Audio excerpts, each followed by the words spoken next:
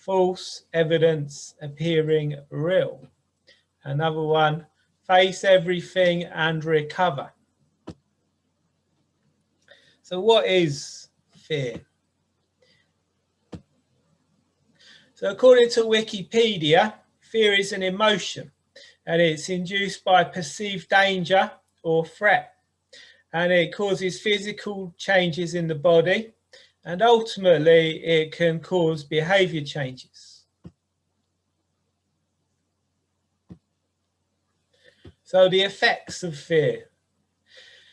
First of all, when you're faced with a fear, you're going to go into the fight, flight, freeze or fawn response. And so fear triggers the parasympathetic nervous system and the amygdala, which is an almond-shaped part of your brain. You've got two amygdalas, one on either side of your head. Anyway, the amygdala takes over and your body releases all kinds of hormones, such as adrenaline. And first of all, you're going to experience the freeze response, and your attention's going to fixate on whatever the threat is, trying to work out, what's going on, what you should do. And then blood flow is going to increase. With fear, generally blood flow increases to the legs so that you can make your escape.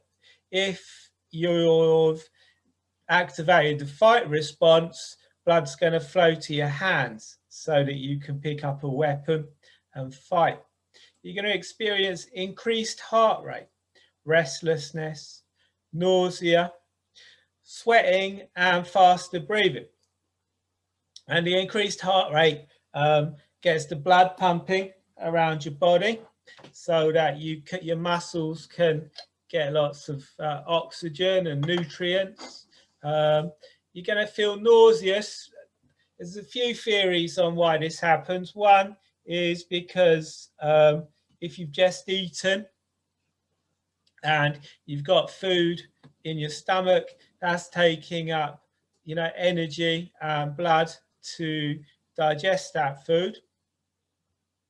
So the theory is that you don't want, that food there. So you're going to feel nauseous and, be sick. Another theory is that if there's a predator looking to eat you and you vomit, it's going to take its attention away from you for a bit. And long-term fear can also be called anxiety.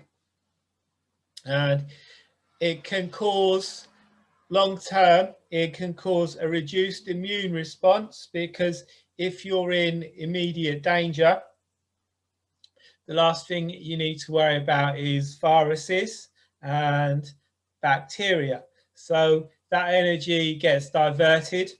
You get poor sleep. A lot of people have headaches and migraines. They hold a lot of tension in the neck. And fear can result in a reduced social circle. It can cause relationship issues. And as I said previously, it causes tunnel vision.